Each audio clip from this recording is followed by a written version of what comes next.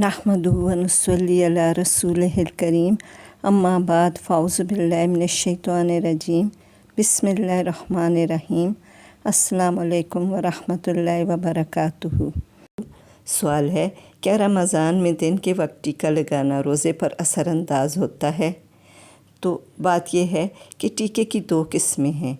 एक जो ग़ज़ाई मकसद के लिए इस्तेमाल किया जाता है और खाने पीने से बेनियाज कर देता है, क्योंकि ये खाने पीने के ही मैनी में होता है, इससे रोज़ा टूट जाता है। मसलन अगर कोई शख्स नीरोबियान या मल्टीविटामिन्स या आयरन वगैरह के इंजेक्शन लगवाता है ताकि इसके जिस्म में ताकत बरकरार रहे, तो ये सही नहीं, इससे रोज़ा फासद हो जाता है। दूसरा वो टीका जो ग़ज़ाई मकसद के लिए इस्तेमाल नहीं किया जाता और ना वो खाने पीने से बेनियाज करता है, तो इससे रोज़ा नहीं टूटता। मसलन कोई शख्स हिफाजती इंजेक्शन लगवाता है, जैसे कोरोना की वबा से बचने के लिए दीगर हिफाजती इंजेक्शन, जैसे सड़क पर गिरकर चोट लगने की वजह से टेटनस का इंजेक्शन लगवाना पड़ता है, तो इससे रोज़ा नहीं टूटता। उसूल ये है कि रोज़ा उस वक्त तक सही है जब तक कोई ऐसी बात सरज़द न हो जाए जिससे शरीय दलील के तकाज़े के मुताबिक रोज़ा टूट जाता हो। एक सवाल ये भी है कि खून के बारे में क्या ज़ाब्ता है, यानी जिस्म से खारिज होने वाला वो कौन सा खून है जिससे रोज़ा फासद हो जाता है। बाज़ लोग मामूली ख़राश की वजह से बहुत थोड़ा सा खून निकल आने की वजह से भी ये समझते हैं कि इनका रोज़ा बातिल हो गया, हालांकि ये बात सही नहीं है। बल्कि हम ये अर्ज़ करेंगे कि अगर इंसान के लिए अपने फ़ेल के बग़ैर खून निकल आता है, ख्वाह वो थोड़ा हो या ज़्यादा, इससे रोज़ा नहीं टूटता। मसलन अगर किसी की नक्सीर फूट गई है और इसकी वजह से बहुत सा खून निकल गया है, तो इससे रोज़े को कोई नुकसान नहीं पहुंचेगा। या गोश्त काटते वक्त या सब्ज़ी वगैरह काटते वक्त छुरी लग जाने से कुछ खून निकल आए, तो इससे भी रोज़ा फासद नहीं होता। इसी तरह अगर किसी का ज़ख़म फट जाए जिसकी वजह से बहुत सा खून बह जाए, तो इससे भी रोज़ा नहीं टूटेगा। और इसी तरह अगर किसी हादसे की वजह से बहुत सा खून बह जाए, तो इससे भी रोज़ा नहीं टूटेगा, क्योंकि इन सब सूरतों में गैर अख्तियारी तौर पर खून निकला है। लेकिन खून अगर अपने इरादे व इख्तियार से निकाला जाए तो इससे रोज़ा टूट जाता है।